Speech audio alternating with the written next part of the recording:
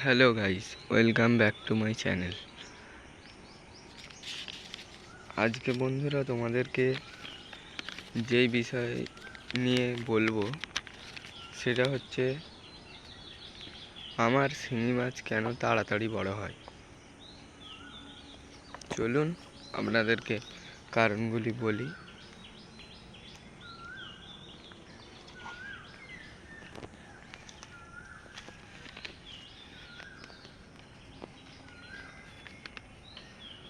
এক নম্বর কারণ হচ্ছে জল পরিষ্কার রাখি এবং আমি জলে অক্সিজেন সরবরাহ করি। তাহলে বন্ধুরা, জল পরিষ্কার রাখাটা খুব একটা বড় জিনিস, এটা আপনারা করবেন। জল পরিষ্কার রাখবেন এবং জলে অক্সিজেন সরবরাহ করবেন, তাহলে আপনাদের মাছ দ্রুত বড় হয়ে যাবে। তারপর দ্বিতীয় কারণটি হলো আজকের খাবার। এটা একটা বড় ফ্যাক্টর মাছের ক্ষেত্রে, খাবার।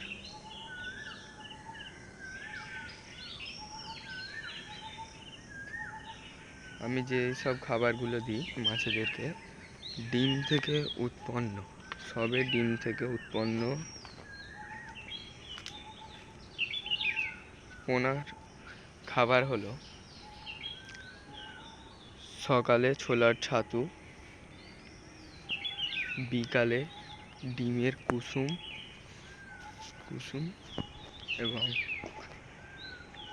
এবং রাতে সুজি পোকা। এই তিনটে জিনিস যদি আপনি দিতে পারেন তবে ডিম থেকে উৎপন্ন পোনার ক্ষেত্রে, তাহলে আপনার মাছ কিন্তু খুবই তাড়াতাড়ি বড় হয়ে যাবে। খুবই তাড়াতাড়ি আপনার মাছ বাড়বে এবং আপনি একটা বড় লাভের সম্মুখীন হবেন। 2 নম্বর হচ্ছে 1 থেকে 1.5 মাস বয়সের মাছের খাবার।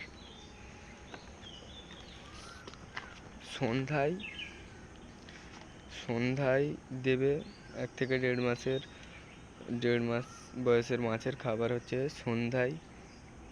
আমি এর আগের ভিডিওগুলোতে যে খাবারটা দেখিয়েছি ওই খাবারের ছোট দানা পাওয়া যায় এবং মিডিয়াম সাইজের দানাও পাওয়া যায়।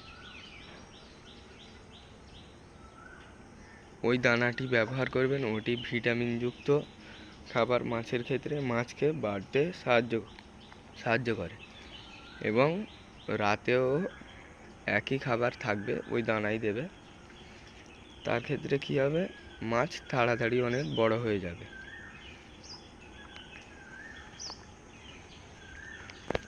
তারপরে হচ্ছে 5 থেকে 6 মাস বয়সের মাছের খাবার।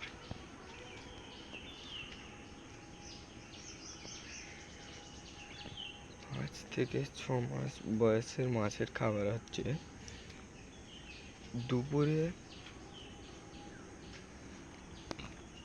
দুপুরে মুরগির নাড়ি এবং রাতে ভিটামিনযুক্ত খাবার। বন্ধুরা, দুপুরে যদি মুরগির নাড়ি দেওয়া হয় মাছেদেরকে, 5 থেকে 6 মাস বয়সের মাছেদেরকে, তাহলে কিন্তু মুরগির নাড়ি কিন্তু মাছেদের খুব ভালো খাবার। এরা খুব তাড়াতাড়ি বড় হয়ে যায় মুরগির নাড়ি দিলে, তাই মুরগির নাড়ি দেওয়ার চেষ্টা করবে।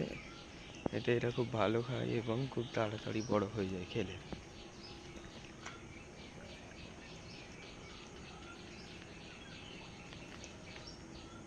তারপরে বন্ধুরা, যেটা হচ্ছে 3 নম্বর পয়েন্ট, এইটা হচ্ছে জায়গার অভাব।